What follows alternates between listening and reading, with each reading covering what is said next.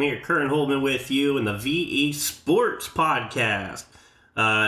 You might hear a little bit of disgruntled in my voice. I have been recovering from being sick the last couple of days. You might hear some snorts, you might hear some coughs.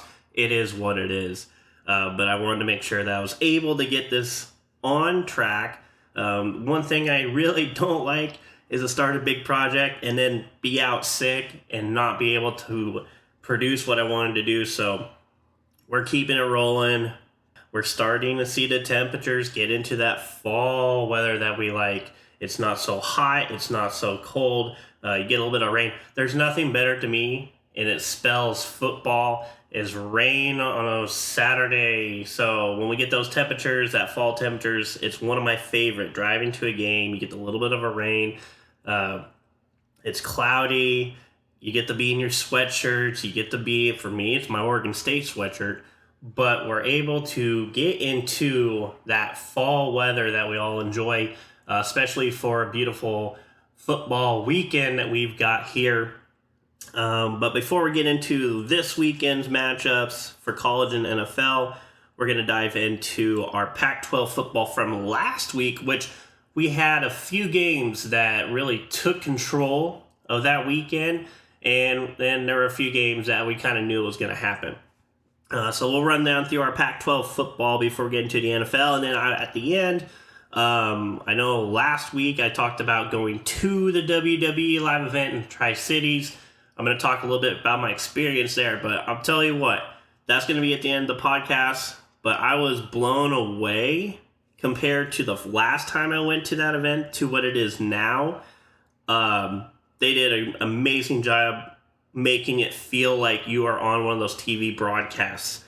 They had a big screen. They had, if you followed my Facebook or anything like that, you saw pictures and even videos. And they brought in, like, the legit dudes. I mean, it wasn't one or two main people that you were there to see, like when I was there. And last time they brought, and again, last time I went, it was like 2006, 2007. I was in 7th grade. Or it was like 2005. I mean, it was, to date it back, it was if you're a wrestling fan, it was during the mid John Cena Edge rivalry, which, again, wrestling fans know that rivalry. It was huge. I was a huge Cena fan. And it was an amazing match. But they had a few other big name guys, but then a lot of mid-card people that it was a good event, but to now, they threw in some names that I wasn't even expecting to see. And it was just awesome to kind of see, because back to now where, again, I'll talk more about that at the end of the podcast. You can get me into wrestling, and it's pretty easy. I'm kind of I'm a nerd in a lot of things, but WWE, especially old WWE, and kind of that mid-1990s, to 2000 and like late 2000s, huge nerd in all that. I followed it religiously by DVDs and all that, but I'll talk more about that at the end.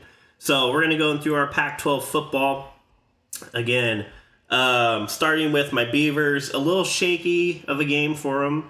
They beat San Diego State 26-9. Wasn't too, San Diego State I think is a lot better than what the numbers say, because they played UCLA the week before and they lost 35-10 in that game. But San Diego State's a tough team, and they always have been.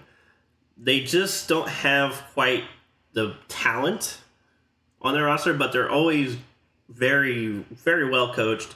They're a tough team, especially against Pac-12 teams. They've always gave them fits. And so Oregon State able to take care of business, setting up today's big matchup between Oregon State and Washington State, the Pac-2, as they would call it, the Pac-2 bowl game, essentially. But it was a tough game for Oregon State, and really after the first two games, when you see them blow out teams, being a Beaver fan, you don't see that a lot. So I think it was more to our fitting to see, okay, we're going to grind some plays out. And they started out really good early on, but they had a little struggle at quarterback. Just some passes that needed to be fixed. But other than that, defense played really well. Offense struggled at times. They're able to run the ball. I mean, Damian Martinez is legit. Like, he will be probably top 5 running backs in this country. As a sophomore, very tough running back, and he broke a couple of runs. Could have had more, but he's legit for this Oregon State offense, and he needs to be. If they want any chance of potentially going to a Pac-12 title game, which is very tough because the Pac-12 is very tough this year, he's going to need to be at an all-star level. So those are some things that I saw from that game, but it was a good win. It's more of that gritty type of win that Oregon State is used to. And those are the games that we're going to see in the Pac-12. You're not going to see any more blowouts. You're not going to see, even against teams like Stanford, who are down this year, or Arizona State, you aren't going to see many blowouts. There's still top talent there. And so we'll see how that rolls out. But again, we'll talk a little bit more about the Washington State-Oregon State game that comes up today. Other scores that went through, we're talking about Washington State. They took care of business, 64-21. Washington State's good. I mean, it's just plain simple. They are tough. Cam Ward, quarterback, game changer. He can beat you with his legs. He can beat you with his arm. So, again, very tough matchups for Washington State going into the Pac-12. And like I was saying about Damian Martinez and what he needs to be for the Beavers on that run game, that's what Cam needs to be for the Cougars in the passing and the run game. Ward has to take control of this offense. And if he's able to do that, Cougars can go far in this Pac-12, and we're looking for some interesting matchups coming up this season. Other games, no surprise, Oregon 55, Hawaii 10. Kind of knew that was going to happen. Washington State 41, Michigan State 7. Washington 41, or Michigan State 7. Michigan State, they're kind of an interesting story this year. I'm not going to go too far into details about their problems and what they've had go on this year and last year. But essentially, they're looking for a new coach. They kind of came out and said it after. So, I mean, again, I want to focus more about Washington's win, more so about that. Because, I mean, distractions happen, especially when you have some coaching staff issues arise. So, but Washington, they're a tough team. I mean, they're going to be probably, and some say even probably one of the top teams in the country this year. And it's all depending on Michael Penix Jr. He's a stud. He can throw the ball, he can move, but he also has a great cast around him. But he's able to dissect those zone defenses, create room. I mean, when you have great receivers that can create room, and you got a guy like Penix Jr. who can dice the ball in the air, he can move it, he finds easy little openings and gets big yards out of it. It's tough. It's tough to stop. Washington's a very tough team this year. Utah, Weber State, or actually, well, we'll talk about that. But other scores: Utah 31, Weber State 7, California 31, Idaho 17, UCLA 59, North Carolina Central 7, Sacramento State 30, Stanford 23. And actually, Sacramento State, I picked them to beat Stanford, so it was kind of surprising, not very surprising me to see them win. Sacramento State, again, smaller team, but they usually have some success, especially early on in the season. Stanford's just down this year. New head coach, essentially new roster, trying to regain, because, I mean, what David Shaw did to that program after Jim Harbaugh left, he brought in, he was just a great recruiter, was able to bring in a lot of good talent, but he also had a very, very smart, offensively very smart, knew what he wanted to do, and he was able to coach up his players to put them in the best position as possible. So they're going to miss that in Shaw. But I think it's too early to jump the gun on Stanford. It's a new system. Whenever you're a new coach, it's always tough. You're trying to rebuild a different culture. You're trying to put your emphasis on what the offense and defense should be. So interesting to see how Stanford, we'll see more throughout the Pac-12 after their coach kind of gets everything in set. I will be personally at the game, Oregon State versus Stanford, in November. Excited to see how that one will shape out. Hopefully it'll be a win for the Beavers, which at this point looks good, but you never know, especially when we get into season play. Other games, Fresno State 29, Arizona State 0, Arizona 31, UTEP 10. Last game I want to talk about scores-wise, there's no surprise. It had to be Colorado State. An interesting game from the start. They had that rivalry setting heading into the game. They even had a scuffle on the field beforehand. And you know that's when you see that happen, you know you're in for a treat of a game. But you didn't expect it the way it turned out from early on to how, because Colorado State came out of the gun blazing. I mean, they were tough. They were composed, even though they had a few, I wouldn't say composed. They were more so, they were disciplined in some areas. They got a little bit, they had a chippiness on their shoulder. So, I mean, there are things, when it comes to football, and this is a debate on, is that hit dirty? Is that hit clean? Was that, when you're in the mood and you're in the game, you're trying to stop everything. As anything you do to stop them is what you're going to do.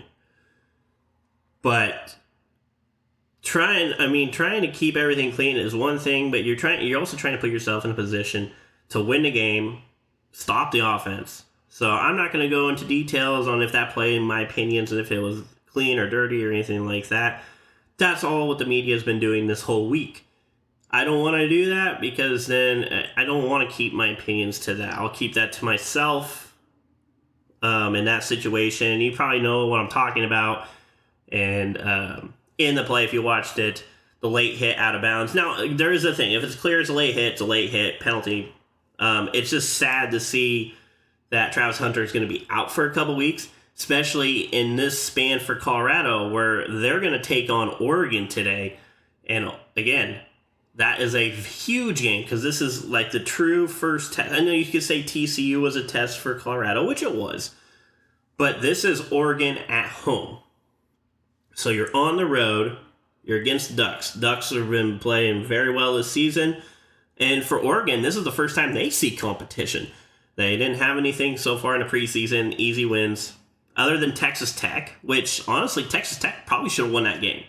If it wasn't for a late touchdown in the fourth quarter, they had to score like 21 points in the fourth quarter just to keep with Texas Tech. So, but it's home. It's Oregon. It's a whole different environment. I mean, you don't go to Autzen to win. Not usually. So, they go in there without Travis Hunter.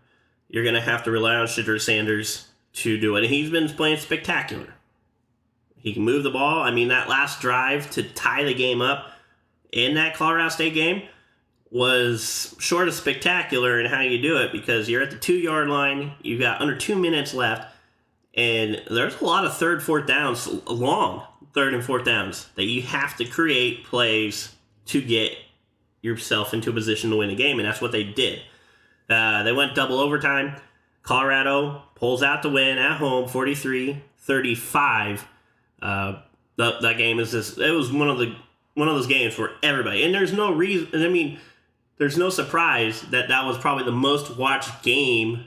I think they said almost ever in that late primetime slot because it was a 7 o'clock game. So it was I was in wrestling the whole time that game. I was able to get out of wrestling and listen to the last quarter and overtime on my way home. So it was a late night game. Didn't get over till, in their time it got over after midnight. Our time it was like 11, almost 11:30 by the time it got over. So very long night in that football game. Very tough physical game, and you didn't expect anything less when you have two rivals, especially how Colorado State, you got Norvell as your head coach. His brother's down at Florida State. He's turning around that program. Now he's trying to do the same thing at Colorado State, which they've had success. Early in a couple, years before, down, they brought him in, and now they're looking tough again. So it was a fun game. Again, I love watching those physical battle, back and forth. I hate watching blowouts. It's great if your team's the one winning, but when I sit down and watch a game, I want to see two teams compete. I want to see them fight for every yard, fight for every inch touchdown back and forth, or shut them out. There's nothing wrong. You say it's boring, but a 3-0 win is a good win, especially because I love seeing good defense. As much as people want to see the 60-yard touchdowns here and there, I'd rather see someone getting blown up. I love to see a good tackle here and there. I want to see tough people. I love watching tough defenses play against each other. So it was a good game, physical, high scoring, but good defensive plays that really make a difference when it matters. So Colorado with the win there. And so that rounds out our Pac-12, and then some other big game matchups. One that I wasn't expecting. Florida State, Boston College. Florida State squeaks by Boston College 31-29. And talking about how good of the win it was against LSU, that was the big blow-up game. Boston College was in the lead majority of that game, and at the end, Florida State finds a way to get the win, but those are the games you got to avoid, especially in the ACC early on. Now, I guess the only thing that would have been to their favor, it was early on in the ACC, so even if they lose that one by like a point or two, and then they round out and they win out the ACC, then they still would have had a chance. But you gotta keep those games out of your reach. You can't lose those games. So, especially later in the season. So you got to make sure you take care of business. And as a trap game, as they would call it, for Florida State. Missouri defeated Kansas State, upset in that one, 30-27. Georgia, another team, number one team in the country, and rightfully so. They're tough. They have a lot of talent. They have good coaches, and they are tough and physical. But South Carolina came to play. And so Georgia did win that one 24-14, and South Carolina was in there the whole time. And so this year, you're not seeing as many of those, hey, Georgia's playing South Carolina up by 50. You're not seeing that. This year, a lot of these teams are keeping up with these top teams. They're giving them a battle, and they're making them earn every win. It seems like there's just more on the line going into that, especially now that we're transitioning into a larger playoff system for that national championship in the years to come. It just looks like that's the way we're going to be going. So now teams are like, okay, you know what? We don't have to be in the top 4 to get a chance. We can be in the top 8. Depending on how many teams they want to put, they will go at 12. We'll go top 12. Everything matters. And that's what we're seeing, and especially with next year with all the realignments that are going to go on, and essentially the Pac-5. Again, there's still whatever they decide to do with Washington State and Oregon State and try to keep the Pac-12 name alive. With all the realignments next year, it's just going to be interesting on how everything will roll out, and that we will have the playoff system. They'll have to probably expand that, and you're going to have different sections of the Big 12 and the Big 10 and the SEC. It's just kind of getting crazy on how now it's formalizing to be more of the NFL, and where they just have subdivisions within the division.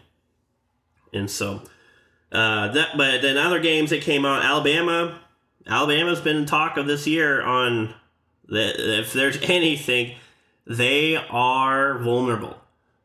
South Florida, Alabama only won 17-3, but it was like a 3-10 game majority of it. So Alabama had to struggle against South Florida. And then the other one, I don't know if you consider it much of an upset, just between how these two teams are usually playing against each other. But it was a good game for Florida defensively. They shut down that Tennessee offense, and they won at 29-16. So those are some other big games that happened last week. Now we're going to jump into our rankings for this week. So after last weekend's matchups, our rankings for the NCAA college football. And these are the AP rankings. So number 1, Georgia. Michigan, number 2. Texas, 3. Florida State, 4. And USC, 5. No big change there. The only one would be Texas and Florida State flipping spots. Rightfully so. And then our next, we're going to look at 6 through 10. Goes Ohio State, Penn State, Washington, Notre Dame, Oregon.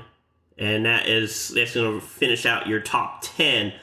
So you've got 3 Pac-12 teams in the top 10 between USC, Washington, and Oregon.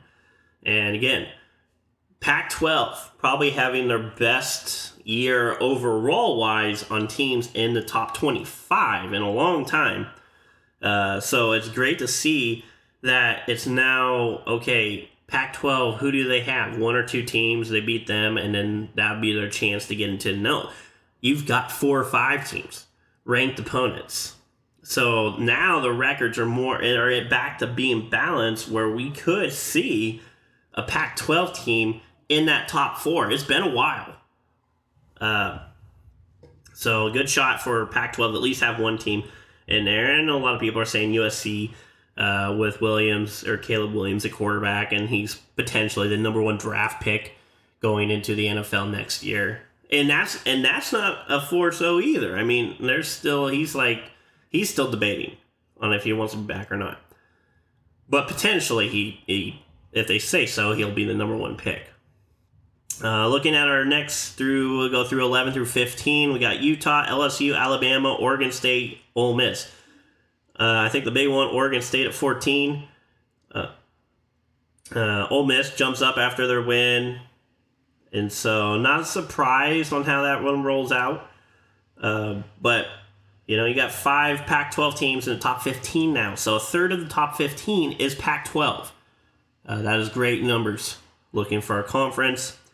16 through 20, Oklahoma, UNC, Duke, Colorado, Miami. Now this is, it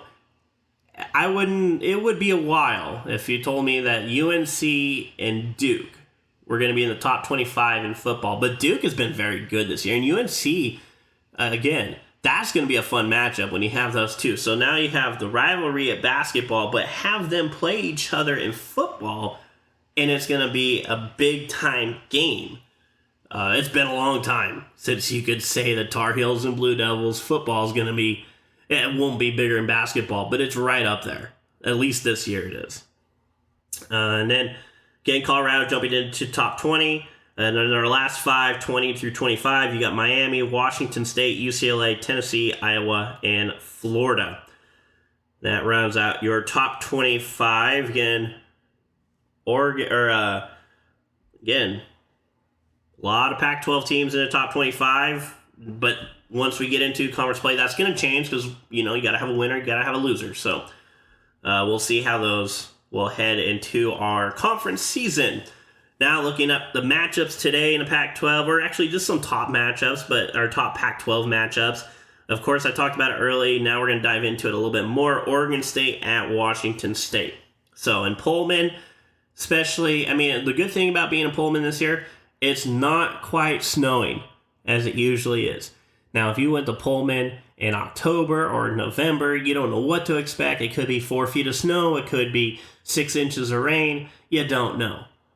And so, but it's going to be a matchup again. I think it's going to be what can Cam Ward do for the Cougars compared to how is DJ, quarterback for Oregon State, how is he going to rebound from last week because he didn't have a very good game. And then also Damian Martinez. Is Oregon State able to control the line and able to run?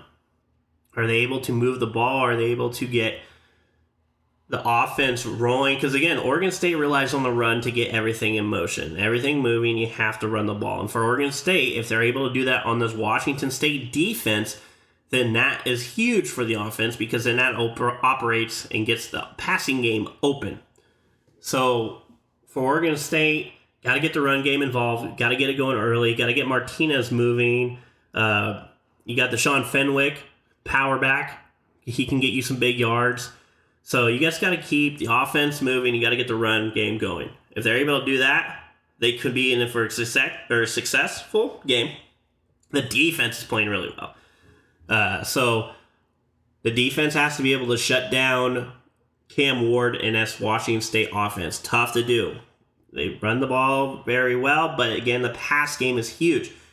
If they're going to have to spy somebody, they're going to have a linebacker spy or even a safety drop back and try to keep an eye on Ward at all times because he can beat you with his legs more so than his arms. So a dual threat quarterback in Ward is tough to handle, but if Oregon State's able to do so, It'll be a close game. I don't think it's going to be a blowout in any case. The spread is Oregon State by 3, and I think that's a good number for that one. I am going to pick Oregon State on the road. This is a huge game for them. If they want any chance of getting an opportunity at that Pac-12 title, they got to win in Pullman this weekend. And I think the 3 points is about what the spread should be. I think it's going to be whoever has the ball at the end of the game can make that last score is going to take it. Colorado, Oregon. This is an interesting one because they're not giving... Now, having Travis Hunter out for Colorado for a couple of weeks, that played, I think, a huge impact on the spread and what they thought the game was going to go. Because, again, you're at Oregon. You got Bo Nix, who's been playing really well this season. And this Colorado defense has been shaky at times. They had a hard time stopping Colorado State. I mean, they've had a hard time stopping anybody, really, this season. But they're able to make key plays when they need it. Now, I am going to choose Oregon in this matchup, but I'm not at all faithful or I don't have any faith in the spread. They're saying 21 points. I think that's absurd. With how Colorado's offense has been going, they can put up points. And when you can put up points, it can help take care of having defensive problems. Now, the problem is, who's going to make that last key play defensively and shut down? Because both offenses are scoring points at will. And Oregon hasn't really played anybody offensively that's going to challenge that defense. Now Colorado is going to challenge that defense. And Oregon has had problems defensively, especially last season. To now, we're going to see, is it for real? Because if Oregon's defense can stand up and stop Colorado's offense and prove the 21 points to be right, then Oregon's going to be a team that's going to be running for possibly a top 4 with the way the offense goes. And if they can win out in the Pac-12, I mean, they're a tough team. They're in top 10. But if their defense is as good as they think it is, then they've got a good chance at moving throughout this season to in that top 4 spot. But this is a test. At home, place favorites in the Ducks pretty easily. But can the defense withstand and can they shut down Colorado? If they can't, I think it's going to be a close game. I don't have any faith in the 21 points if Oregon's defense is how they have been the last couple of years, struggling at times. I would say Oregon, but I mean 14 feels to me even too much. I would say probably a last score touchdown is going to win the game. So it depends. If Oregon's defense is good as they think it is, the 21 points might be in favor there. But honestly, I'll pick Oregon, but I'm just going to say 7 points. So I would go against the spread if you're betting on Vegas, which I don't know if you are or not. But I would go against the 21 points, and I would take Colorado in that situation. And I don't think Oregon's going to cover that if their defense is kind of how it has been the last year. If they play subpar, again, it's going to be an interesting game, but I think Colorado's offense is going to challenge that Oregon defense. Oregon hasn't had a test, so you don't really know going into this one how good they are defensively. But I will say Oregon, but I'm not going to take the 21 points. Not on that one. California, Washington. Washington's given 20.5 points. I'll pick UW to win. I will take... In Washington's been tested. Washington's been good at home. I would take that in that case. I would take Washington and the points against California. So that one's a little bit different, a little easier. And then UCLA, Utah, 6 points. I'll take Utah. 6 points. UCLA's been playing really well this season. Offensively, they're moving the ball. They're scoring when they need to. Defensively, they've been tough. In this one, I was kind of going back and forth, but I don't think 6 points. I mean, it's a touchdown, but 6 points to me feels kind of a little bit too much. In this one, I was thinking more 3 points would be in that favor. But it's at Utah, and then we don't know when Rising's going to be back for the Utes, if he even does get back this season. But I will say that Utah defense is always tough, and they're at home. I will take Utah. 6 points is a lot on that spread. But I guess in this case, I would take it just because it could be a late touchdown to win the game kind of situation. And Utah had an impressive. Now, Utah's win against Florida is looking better now that Florida beat up on Tennessee. That Florida game at the beginning of the season for Utah looking a lot better on their schedule. So, Arizona at Stanford. Arizona, yeah, they're going to take care of business against Stanford. 12.5 points. Yeah, I'd probably take the points in that way. Stanford just hasn't looked good at all this season. Beginning, you don't know how they're going to look this week compared to last week, and I think they'll improve every game of the season. But in this case, I would take Arizona and the points. UCLA or USC, Arizona State, yeah, I'm taking the points. 34.5, that's a lot, but USC, Arizona State's not playing very well this year. Down situation, and USC offense can score at will. Take the Trojans, take the points. Other big games having this week, I think that, well, in this one they say it's a huge game, but it could be Florida State Clemson. It's pretty much a battle of the ACC, but you can't say that now with Duke and UNC. That's the interesting point. Because usually if you beat Clemson or Florida State Clemson, that would be the ACC title game within the mid-conference. But now with Duke and UNC, that makes it interesting because now you got a few teams that are playing for that spot. But it's a big game. Florida State, 2 points. They're either thinking really highly on Clemson, which Clemson has proven that they should. But this year they've been tough. Now they came back last week and regained some composure and played more of what Dabo Swinney has taught Clemson, and back to kind of their, I wouldn't say back to their glory days, but they're now back to being more of a respectable after their first week loss. But we're going to see Florida State, Clemson. I'll take Florida State. I'll take the 2 points. That's a good line to take. But it's going to be a tough game. At Clemson's always tough. Florida State, we'll see if Clemson can get back on track. And Florida State in that same manner, because last week they played a little iffy, and they have some really good quarterback play in Benjamin. But see if they're going to prove, because again, they're in the top 4. You got to be able to take care of business, and that starts with Clemson. So I will take Florida State in that game. Other ones, Ole Miss, Alabama. Alabama, 6.5 points. That's an interesting one, too. Ole Miss jumping in. I kind of thought hard on that one between Bama and Ole Miss. I'll take Bama because they're at home. And that would be the only reason. 6.5, I'll take the points. I'll take Bama. Ohio State, Notre Dame. 3 points, Ohio State. That's the big game of the week. And it's at Notre Dame. That's going to be tough. I will take Ohio State, though. 3 points. I'm good with those numbers. Good with that line. But expect this one to be tough. Expect to be a battle. And expect it to be close.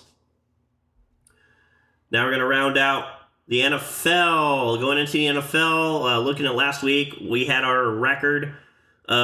We picked our winners, and we went 9-6, which is okay. But some games kind of went the other way we thought it was going to be, but it is what it is when you're picking games. But scores, Buffalo 38, the Raiders 10, Baltimore 27, Cincinnati 24, Kansas City 17, Jacksonville 9, Tennessee 27, the Chargers 24 in overtime, Arizona 25, Green Bay 24, Seattle 37, Detroit 31 in overtime. That was a huge game for the Seahawks to get back in the winning category. Indianapolis 31, Houston 20, Tampa Bay 27, Chicago 17, New York Giants 31, Arizona 28, San Francisco 30, the Rams 23, Cowboys 30, Jets 10. The Commanders with a big win at the end and a failed two-point conversion by the Broncos led the win for the Commanders, 35-33.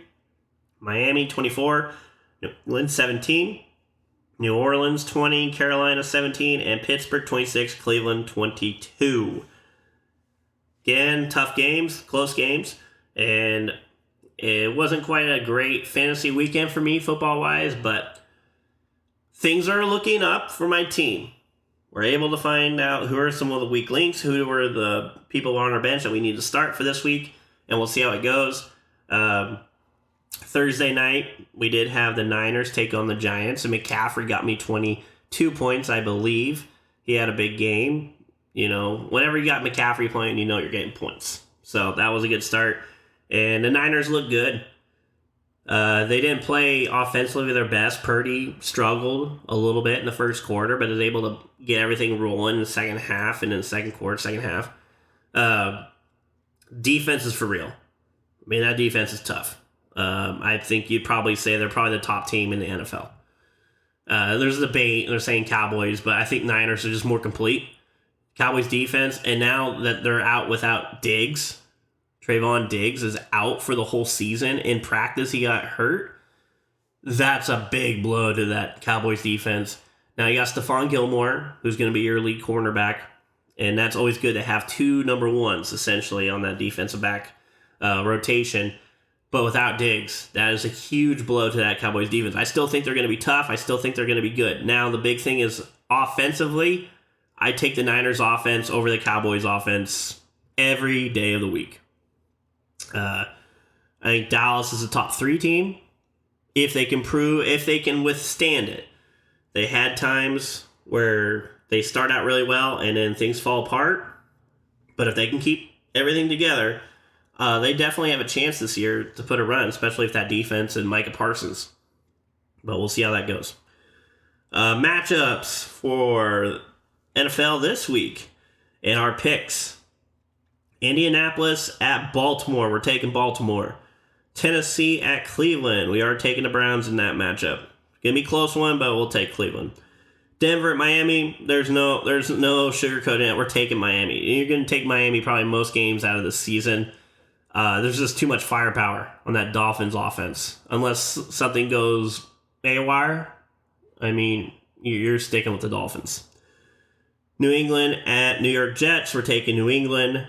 Buffalo at Washington. That's going to be an interesting game, especially on the road, but I think the Bills are going to take that game. Arizona at Detroit. We'll take the Lions.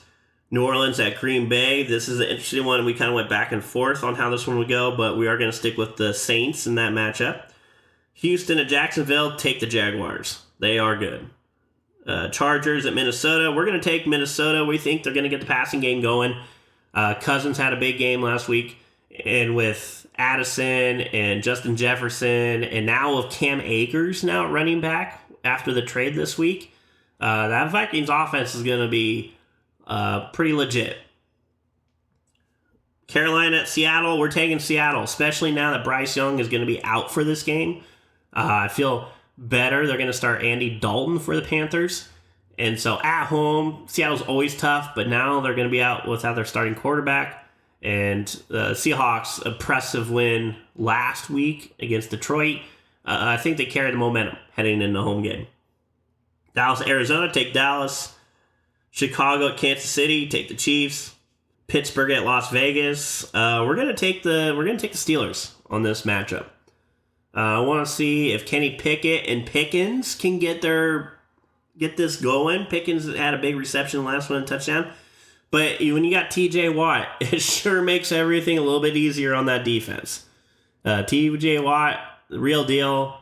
He makes everything go defensively for that Steelers team. Philadelphia, Tampa Bay, we're taking the Eagles. And then Rams, Cincinnati. As much as my gut conscience was take the Rams because there's a chance Burrow might not be in this game for the Bengals, I'm going to stick with my Bengals, though. We're 0-2. We need a win. If we want a chance this season, we need a win. At home, we need to get everything going on path. Doesn't matter who's in at starting quarterback. We need to get the ball moving offensively. We got Higgins. We got Jamar Chase. We got Joe Mixon. Offensive line's been banged up a little bit, but we need to figure out. And defensively, we're good defense, but we just need to get the pieces together. And so, but we need a win in a big matchup against the Rams, especially on a Monday night game. We need that win. So we're going to take the Bengals on that one. Hopefully we can get it. That rounds up our picks for the NFL. We talked about WWE. We're going to the end. Again, I'm going to keep it somewhat short this one just because, again, this is me recovering from being sick all week. So it's putting a little bit of pressure on my voice, especially if a recovered voice on this. But we are back. WWE talk. I mean, from what I thought Saturday night, it was amazing. It had everything you expected when you go to like a Monday Night Raw or a Friday Night SmackDown, or that it had that feel to it. You walk in, and I mean, you got music everywhere, and it's just blaring. Everybody's having a good time. I mean, and that's the fun thing that when you get, and it was sold out. Like sometimes when you watch on TV, they camera angles so you don't see it. There was not an empty seat in that place, especially now you're in Tri-Cities. I mean, yeah, we're a smaller town in the Northwest, and we get to watch.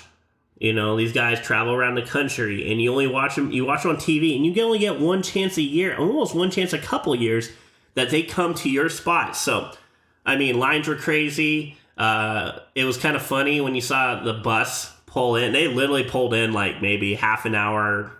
At least the wrestlers, they had the production crew and everybody there, and they're all set up. But the wrestlers didn't get there till like maybe half an hour or 45 minutes before the show even started. Like, they legit got off the plane or got on their bus and whatever. This is because they travel so much. You know, they're in different spots. They were in Salt Lake City on Monday. So you go from Kennewick to Salt Lake City within a day and a half. I mean, that's all you got to travel. But it was great to see the fans, the wrestling community in that situation. I mean, it's just so much fun. Because you get to kind of, you know, yeah, it's entertainment, and that's what I love about it. You know, everything's got a storyline. There's a story, and then when they play the intro music, you're like, oh crap, he showed up. Like there's a few that they don't put him on the card because they want that factor. They want that, whoa, my goodness, he's here, and you're waiting for him to kick out. Jey Uso was one of them. I did not expect to see him, and now it was a Super Show, so they had both SmackDown and Raw talent, but it was the top talent, guys. It was all top talent. It was all the headliners. So they just wanted to give you everything that you wanted. It was just an amazing time. Totally recommend it, especially if you're a wrestling fan and you watch it on TV. Definitely, you get an opportunity to go to one of these events. And I know one of my things is I love this event. I love going to these events, especially in these situations. But it doesn't beat like a WrestleMania. And that's the one thing on my bucket list is go to. And really a pay-per-view in general, but a WrestleMania, for sure, I'm going to make that happen. I would say my 3 events that I want to go to, by far, number 1 is WrestleMania. Number 2, Royal Rumble. Royal Rumble is so much fun. Those ones get wild and crazy.